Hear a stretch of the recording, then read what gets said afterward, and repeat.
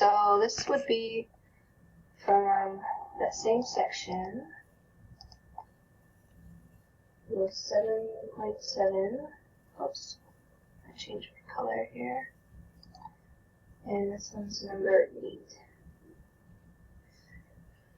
So it says the demand equation for a certain product is given by P equals 118 minus 0.02x, where P is the unit price in dollars of the product and X is the number of units produced.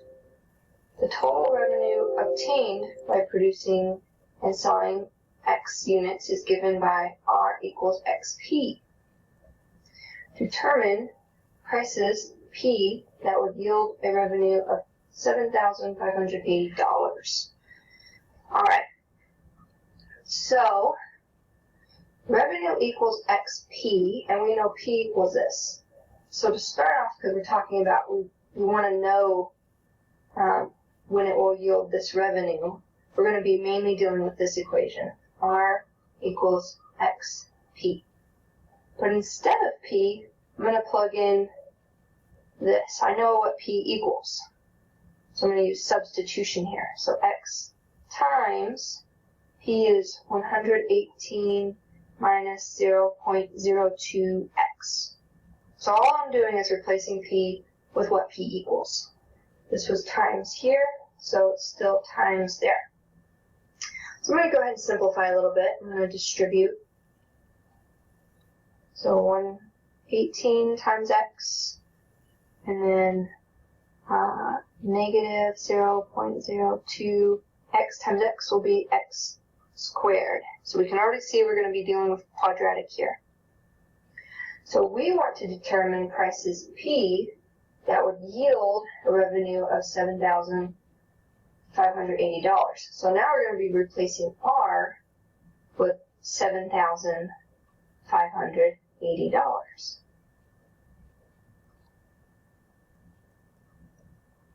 Once I know X, I'll plug it into here, and then I can find P. So we substituted P away. At the end, we're going to have to substitute back to figure out what P equals. So, since this is a quadratic, whoops, I lost my X here. I'm going to get everything on one side and work with what I've got. So I'm actually going to move my numbers this way so that my leading term here is positive. So I'm going to add 200x squared. I'm going to subtract that 118x, and then this is still positive on the left-hand side. So again, I just, instead of bringing this one over to the left and having a ton of negatives, I just moved these two to the right, and now I only have one negative. So again, I could multiply this. I could, let's see, would that even be 7,580 times 200ths? It's going to give me a decimal number, so I'm not even going to try to factor that. Factoring with decimals is not going to be pleasant. If it even is factorable, which in my case, I'm guessing this is not going to be factorable. So, we're going to use a quadratic formula. A equals 200ths, B equals negative 118, and C is going to be 7,580. Alright, so X will equal negative B. So if it's already negative, and I'm making it negative again, it's going to become positive. Plus or minus the square root of B squared. So let me see what 118 times 118 is going to give me 13,924. So it's just B squared minus 4 times A times C.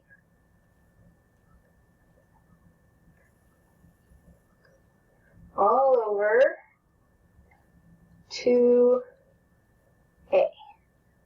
So again, you guys are going to have to memorize that formula. we're going to use it on anything that's not factorable or that we don't particularly want to try to factor. And it won't be given to you on a test, so you just have to memorize it. So now I'm going to simplify what I've got. So keeping that 118, let's do 4 times 200ths times 7,580.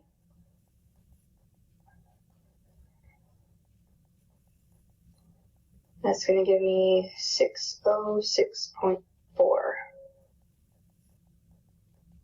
I'm going to do that again just to make sure I hit the right numbers.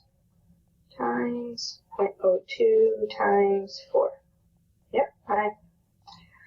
And then divided by 2 times 200ths.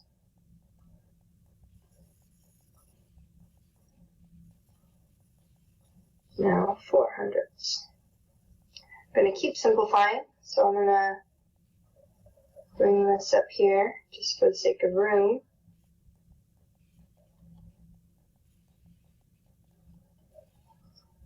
So 13,924 minus 606.4 is going to give me 13,317.6 all over 400ths.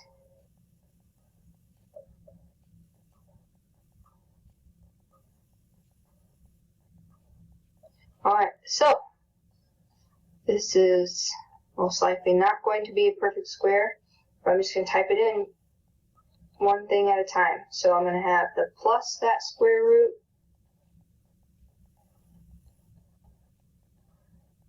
and then divide, or when I subtract that square root. At this point, we just do it in our calculator. So 13,317, take the square root of that, add 118, and then divide by 400ths.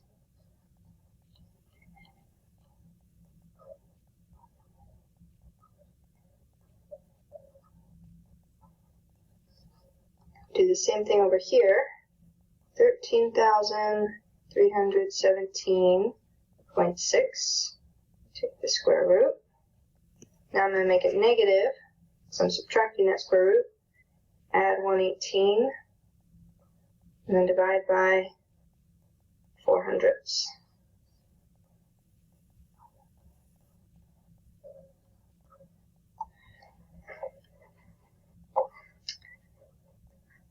So this was X, and X is the number of units produced. So I'm going to guess they don't want part of a unit.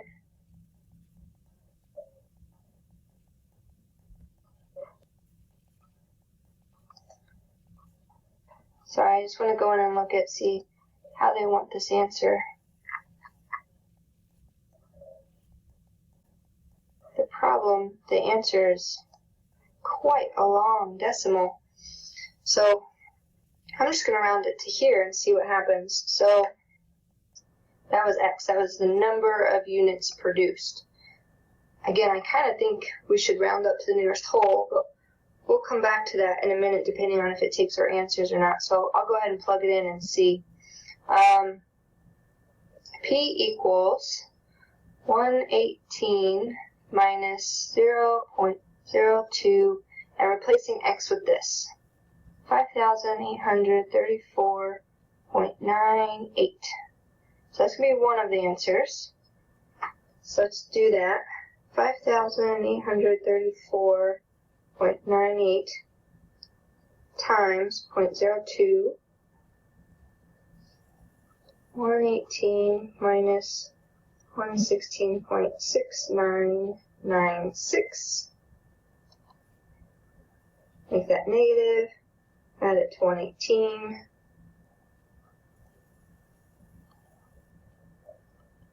So for me, I personally think, because P is price in dollars, I think it should be to the nearest cent, even though it doesn't say it.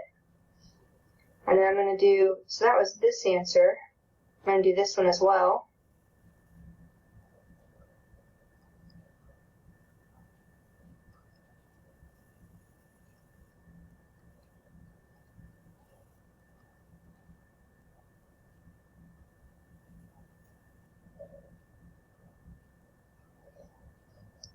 When I multiply, I get 1.299. I'm going to subtract that from 118.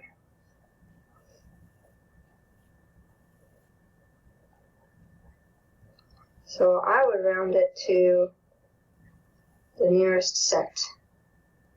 But I'm not totally convinced that the homework will take it that way. So I just looked at some answers and it looked really weird. So let me type these in and see if it takes it.